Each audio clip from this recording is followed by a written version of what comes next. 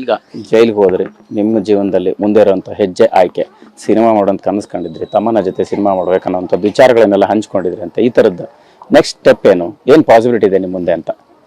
Cinema ಇಂಡಸ್ಟ್ರಿಲಿ ಒಂದೇನೋ ಮಾಡ್ಬೇಕಂತ ಬಂದ್ರಿ, ಈಗ ಆಪ್ಷನ್ ಏನು ನಿಮ್ಮ ಮುಂದೆ? ಸರ್ ಆಪ್ಷನ್ನು ಇನ್ಮೇಲೆ ಸ್ವಲ್ಪ ಹೇಳ್ಕೊಂಡು ಮಾಡಿದ್ರೆ ಕೆಲಸ ಆಗಲ್ಲ ಅನ್ಸುತ್ತೆ ಸರ್. ಅಂದರೆ ದೊಡ್ಡವ್ರು ಏನಿದೆ ಎಲ್ಲರ ಆಶೀರ್ವಾದ ತಗೊಂಡೆ ನಾನು ಇನ್ಮೇಲೆ ಸಿನಿಮಾ ಮಾಡ್ತೀನಿ. ಅಂದ್ರೆ ನನ್ನ ರಿಕ್ವೆಸ್ಟ್ ಏನಂತಂದರೆ, ಈ ಇಷ್ಟು ದಿವಸ ಈಗ ನಾನೇನೋ ಎಲೆ ಮರ ಕಾಯ್ತಾರ ಏನೋ ಬಂದೆ ಒಂದು ಆಯಿತು, ದೊಡ್ಡದಾಗೆ ಆಯ್ತಿದ್ದು.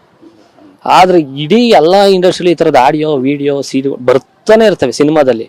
ಈ ಎಲ್ಲದ್ರ ಬಗ್ಗೆ ಒಂದು ಮಾಡೋ ಬದಲು ಒಂದು ರೂಲ್ಸ್ ಮಾಡಿದರೆ, ಈ ಆಡಿಯೋ ಯಾರು ಬಿಡ್ತಾರೆ, ಯಾರು ವಿಡಿಯೋ ಬಿಡ್ತಾರೆ, ನಂದು ಅಂತಲ್ಲ, ಮುಂದಕ್ಕೆ ಯಾರೇ ದೊಡ್ಡ ಹೀರೋಗಳು ಯಾವುದೇ ಬಂದರೂ ಕೂಡ ಆ ನಿರ್ಮಾಪಕರಿಗೆ ಅದು ದುಡ್ಡೇನಾದ್ರು ನಷ್ಟ ಆದರೆ ಕಟ್ಕೊಡ್ಬೇಕು ಅಂತ ಬಂದ್ಬಿಟ್ರೆ ಯಾವುದೂ ಈ ಥರ ಸಮಸ್ಯೆಗಳೇ ಬರಲ್ಲ ಸರ್. ಯಾರು ಬೇಕು ಅಂತ ಸೆಲ್ಫಿ ವಿಡಿಯೋ ಮಾಡಿ ಇದು ಮಾಡ್ಕೊಂಡು ಯಾರು ಇದು ಮಾಡಲ್ಲ. ಅದು ಹೆಂಗೆ ಆಗುತ್ತೆ ಅನ್ನೋದು ಗೊತ್ತಿಲ್ಲ. ಇದು ಪ್ರೀ ಪ್ಲಾನಡ್ ಆಗಿರುತ್ತೆ ಸರ್. ಮೊದಲು ನಾವು ಅವ್ರನ್ನ ಸ್ವಲ್ಪ ನೋಡ್ಕೊಂಡ್ರೆ ಇನ್ನು ಮುಂದಕ್ಕೂ ಈ ಥರದ್ದು ಆಗಲ್ಲ ಅಂತ. ಕೊನೆಯದಾಗಿ ನಿಮ್ಮ ಭಾವಪೂರ್ಣ ಶ್ರದ್ಧಾಂಜಲಿ ಫೋಟೋ ಹಾಕಬೇಕು, ರೆಡಿ ಆಗಿರಿ ಅಂತ ಹೇಳಿದ್ರು ಅಂದೆ, ಅವ್ರು ಯಾರು ಏನು ಅನ್ನೋದನ್ನ ರಿವೀಲ್ ಮಾಡ್ತೀರಾ ಹೇಗೆ ಅಂತ? ಇಲ್ಲ ಸರ್, ಅದು ರಿವೀಲ್ ಮಾಡಿದರೆ ತುಂಬ ಪ್ರಾಬ್ಲಮ್ ಆಗುತ್ತೆ. ಅದು ಹೆಂಗೆ ಲ್ಯಾಪ್ಟಾಪು ಹಾರ್ಡ್ ಡಿಸ್ಕು ಸ್ಟುಡಿಯೋ ಥರ ಮಾಡ್ಕೊಂಡು ನನ್ನ ಬಗ್ಗೆ ಜೆರಾಕ್ಸ್ ತೆಗಿಯೋ ಥರ ಒಂದು ಆಫೀಸ್ ಥರನೇ ಮಾಡ್ಕೊಂಡು ರೆಡಿ ಮಾಡ್ಕೊಂಡಿದ್ದಾರೆ, ಸೆಟಪ್ನೇ ರೆಡಿ ಮಾಡ್ಕೊಂಡಿದ್ರು. ಅದು ಯಾರು ಹೊಡೆದ್ರು ನಾನು ಹೇಳಲ್ಲ. ನನಗೆ ಬೇಕಾಗಿರೋದು ಮೇಯ್ನ್ ಅವ್ರು 3 ಜನಕ್ಕೆ ನಂದು ಏನಿದ್ದಾರೆ ನಮ್ಮ ದೊಡ್ಡವರು ಇದ್ದಾರೆ, ಅವ್ರ ಹತ್ರ ಹೋಗಿ ಮಾತಾಡಿ ಏನಿದೆ ಕ್ಲಾರಿಟಿ ತಗೋತೀನಿ ಸರ್. ಅವ್ರು ಯಾರು ಏನು ಕತೆ ಅಂತ ನಾನು ಇನ್ಮೇಲೆ ಯಾವತ್ತೂ ಹೇಳಲ್ಲ. ನಾ ದೊಡ್ಡ ಸ್ಟಾರ್ ಏನಲ್ಲ, ಆದ್ರೂ ಅವ್ರು ಯಾಕೆ ನಿಮ್ಮ ಮೇಲೆ ಇಲ್ಲ ಸರ್, ಏನು ಗೊತ್ತಾ ಸರ್, ಎಡ್ವರ್ಟ್ ಅಂತ ಅನ್ಸಲ್ವಾ ಅಂತ?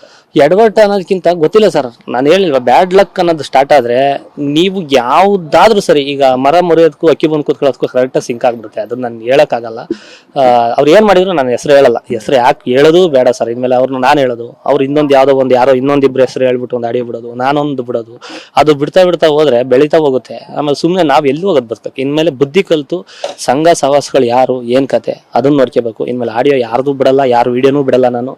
ನನಗೆ ಏನು ಮಾಡಿದ್ರು ಅವ್ರನ್ನ ಶೇರ್ ತೀರ್ಸ್ಕೊಳ್ಳೋದು, ಇಲ್ಲ ನನ್ನ ಮನಸ್ಸಿಂದ ತೆಗೆದಾಕಿದ್ರೆ ಅದೇ ಮುಗೀತು ಸರ್, ಬೇರೆ ಏನಿಲ್ಲ. ಇನ್ಮೇಲೆ ಒಂದು ಜರ್ನಿ ಯಾರ ಜೊತೆ ಇರ್ಬೇಕು ಅನ್ನೋದು ಒಂದು ಕಲಿತೀನಿ ಸರ್.